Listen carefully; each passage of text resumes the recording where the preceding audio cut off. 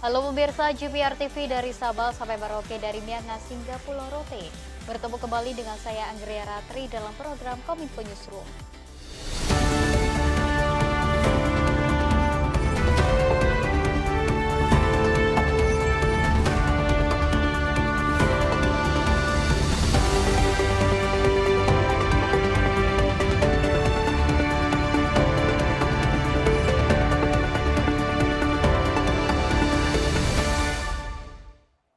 Kita awal informasi yang pertama pemirsa, Presiden Joko Widodo dan sejumlah jajarannya menggelar sidang kabinet pertama di Ibu Kota Nusantara.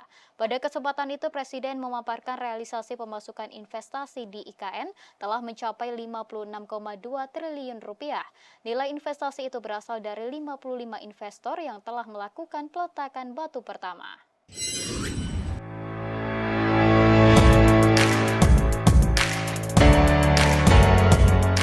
Presiden Joko Widodo mengungkapkan investasi yang masuk untuk proyek Ibu Kota Nusantara Kalimantan Timur saat ini mencapai 56,2 triliun rupiah. Nilai investasi tersebut berasal dari 55 investor yang melakukan groundbreaking atau peletakan batu pertama. Rinciannya adalah 6 investor di sektor pendidikan, 3 investor di sektor kesehatan, dan 10 investor di sektor retail serta logistik. Berikutnya adalah 8 investor dari sektor perhotelan, 2 investor di sektor energi dan transportasi, 14 investor di bidang perkantoran dan perbankan, 9 investor di sektor hunian dan area hijau, dan 3 investor di sektor media dan teknologi. Per hari ini perlu juga saya sampaikan bahwa sudah di luar anggaran dari APBN, investasi yang masuk sudah 56,2 triliun rupiah dari 55 yang sudah groundbreaking. Pendidikan ada 6, kesehatan ada 3, retail dan logistik ada 10, hotel ada 8, energi dan transport ada 2, kantor dan perbankan ada 14, hunian dan area hijau ada 9, media dan teknologi ada 3.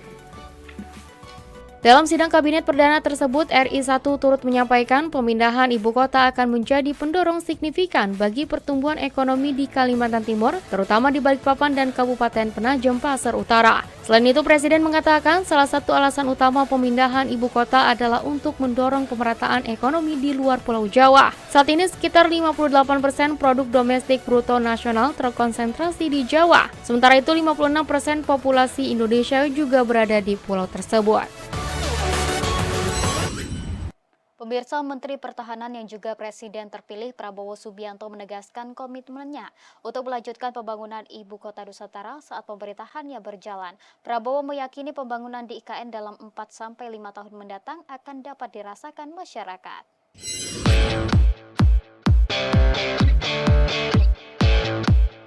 Komitmen pembangunan Ibu Kota Nusantara oleh Presiden terpilih Prabowo Subianto disampaikan dalam sesi wawancara dengan media bersama Presiden Joko Widodo di kawasan Sumbu Kebangsaan IKN Kalimantan Timur. Prabowo menyebut pembangunan IKN membutuhkan waktu dan proses yang panjang, namun dirinya optimis pembangunan IKN secara bertahap dapat dinikmati oleh masyarakat dalam 5 tahun mendatang. Cetak biru pembangunan IKN terbagi dalam beberapa tahap. Dalam 2 tahun terakhir atau hingga Juli 2024, pembangunan IKN berfokus pada penyediaan infrastruktur dasar, pembangunan jalan, akses air bersih, hingga kantor pemerintahan.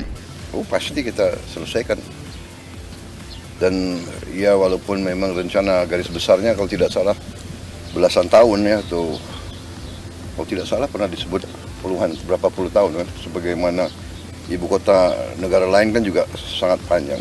Kita juga tidak boleh memaksakan, tapi kalau saya optimis ya, dalam 5 tahun saya kira sudah berfungsi dengan sangat baik. Wakil Presiden Ma'ruf Amin melakukan peletakan batu pertama Istana Wakil Presiden di kawasan Ibu Kota Nusantara Kalimantan Timur. Berbasis kearifan lokal menjadi konsep dalam pembangunan Istana Wakil Presiden. 3, 2, 1.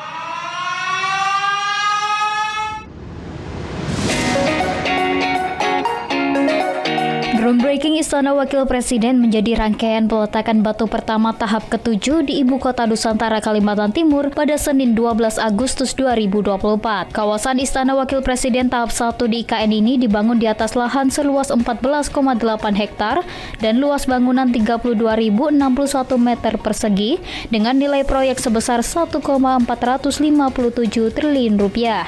Pembangunan Istana Wakil Presiden tersebut menggunakan konsep berbasis kearifan lokal yang disebut Huma Betang Umay, yang berarti rumah panjang ibu dalam bahasa Dayak. Secara filosofis, sosok ibu sebagai pengayom, pelindung, pemberi, dan pemelihara. Selain itu, ibu di sini juga sebagai bagian dari kata ibu kota dan ibu pertiwi. Huma Betang sendiri merupakan salah satu tipologi rumah tradisional Indonesia terbaik yang berasal dari masyarakat Dayak. Huma Betang mencerminkan kerukunan yang terikat oleh 3 hal, yakni kejujuran dan moralitas yang tinggi, kesetaraan dan damai dengan sesama, dan hormat kepada alam. Wapres berharap proyek ini dapat menjadi katalisator bagi pertumbuhan ekonomi lokal melalui peningkatan peluang kerja dan usaha yang pada akhirnya turut meningkatkan kesejahteraan masyarakat sekitar. Akhirnya, dengan mengucap Bismillahirrahmanirrahim, proyek Groundbreaking Istana Wakil Presiden di IKN saya nyatakan resmi dimulai. Pemirsa, sore tadi Presiden Joko Widodo meresmikan Taman Kusuma Bangsa yang akan menjadi tempat renungan suci di Ibu Kota Nusantara Kalimantan Timur.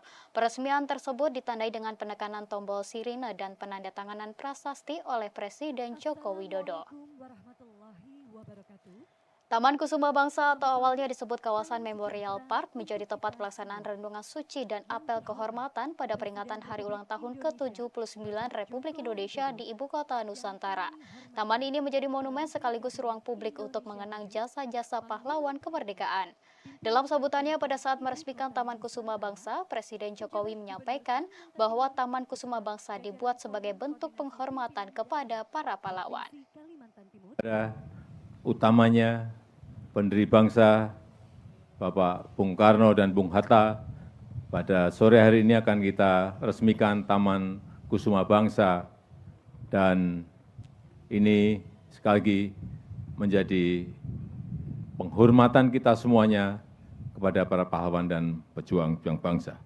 Dan dengan mengucap Bismillahirrahmanirrahim pada sore hari ini, saya resmikan Taman Kusuma Bangsa di Ibu Kota Nusantara.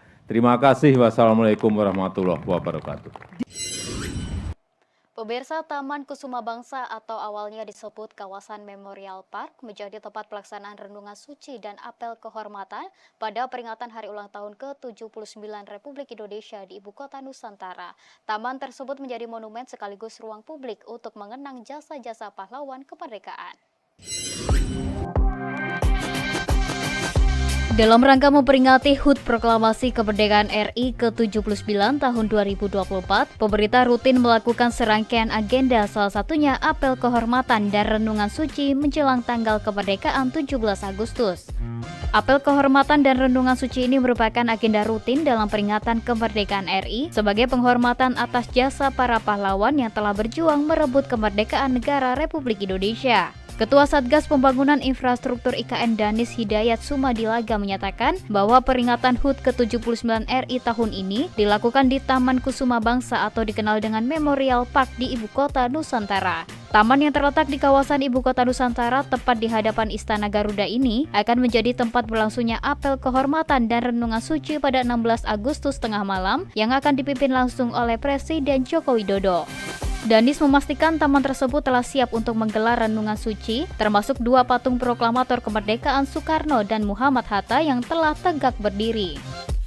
Area publik itu nanti akan menjadi area publik, itu lebih menyadari tentang kepahlawanan, ya, karena di sana ada patung Bung Karno dan Hatta sebagai kusuma bangsa, ya, pahlawan bangsa.